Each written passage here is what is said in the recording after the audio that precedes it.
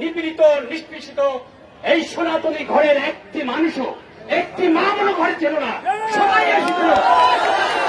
আপনাদেরকে শুধু এইটুকু অনুরোধ করব, রক্ত যখন দিয়েছি বলেছিল বঙ্গবন্ধু, তার কথা সূত্র করে বলি, এই হিন্দুর রক্তে এই দেশ স্বাধীন হয়েছে। রক্ত আমরা দিতে শিখেছি, রক্ত আমরা আরো দেবো, কিন্তু আমাদের উপরে কোনো অত্যাচার আমরা সহ্য করব না।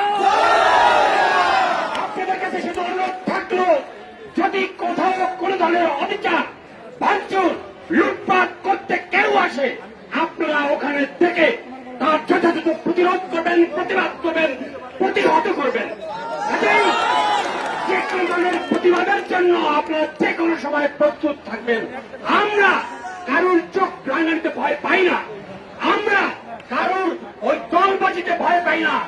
এদেশের মানুষ আমরা, আমাদের রক্তে এদের স্বাধীন হয়েছে। কাজেই শেষে আমি বলতে চাই, মুক্তিযুদ্ধের হাতিয়ার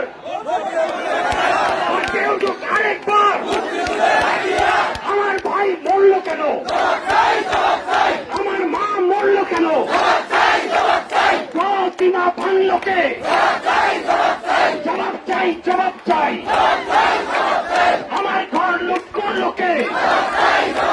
বন্ধুরা, বেশি বক্তৃতা না, আমরা যে কোনো পরিস্থিতিতে যাই আসুক না আমাদের সামনে, আমরা তার প্রতিবাদ করব, প্রতিহত করব, এবং লাগলে তাদের সাথে তাদেরকে আমরা হটাবার জন্য চা করা লাগে আমরা তাই করব। সবাইকে ধন্যবাদ।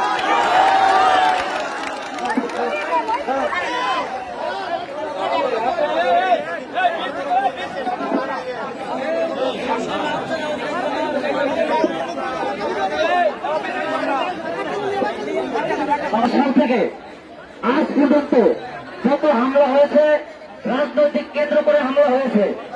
এই রাজনৈতিক কেন্দ্র করে আমাদের ঘরবাড়ি ভাঙচুর করা হয়েছে, এবং আমরা 1971 সাল থেকে আজ পর্যন্ত আমাদের কোন অধিকার বাস্তবায়ন এই বাংলা মাটিতে হয় নাই, বাংলার মাটিতে হয় নাই। আমরা আগামীকাল কোটালীপাড়ায় কোটালীপাড়া উপজেলা চত্বরে সকাল 10টায় আমরা প্রতিবাদ সমাবেশ করব, এবং ঢাকার শাহবাগে যে 8 দফা দাবি নিয়ে আন্দোলন চলছে হিন্দুদের জন্য, সেই শাহবাগের ছাত্রদের সাথে একাত্মতা ঘোষণা করব।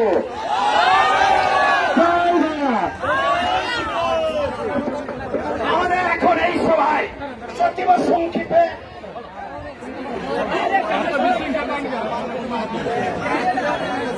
আমাদের একটাই কথা হচ্ছে, আমরা সবাই যেহেতু আজকে এই জায়গায় একত্রিত হতে পারছি, আমরা ঘর থেকে আজকে আমাদের এই ধর্ম, আমাদের সনাতনীকে টিকিয়ে রাখার জন্য আমরা আজকে রাজপথে রয়েছি, আমরা একত্রিত হয়েছি। এই আমাদের যতদিন দাবি আমাদের পূরণ না হবে, আমরা ততদিন আমরা ঘরে ফিরে দেবো না। আমরা যখনই আমাদের যদি শাহবাগ থেকে যদি কোনো ডাক আসে, আমরা সবাই মিলে আমরা ঢাকা অভিমুখে রওনা দেবো। জয় শ্রীরাম।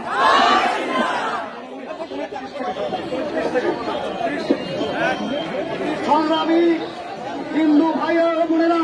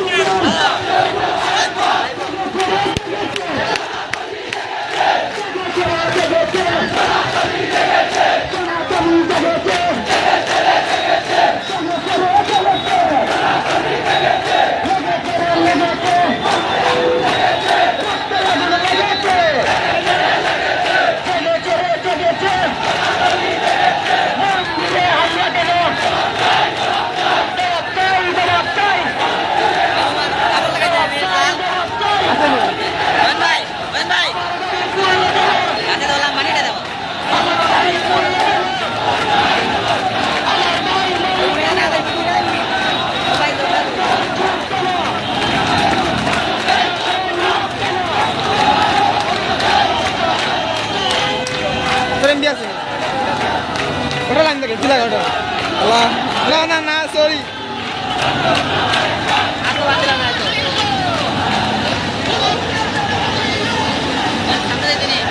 Đây muốn ba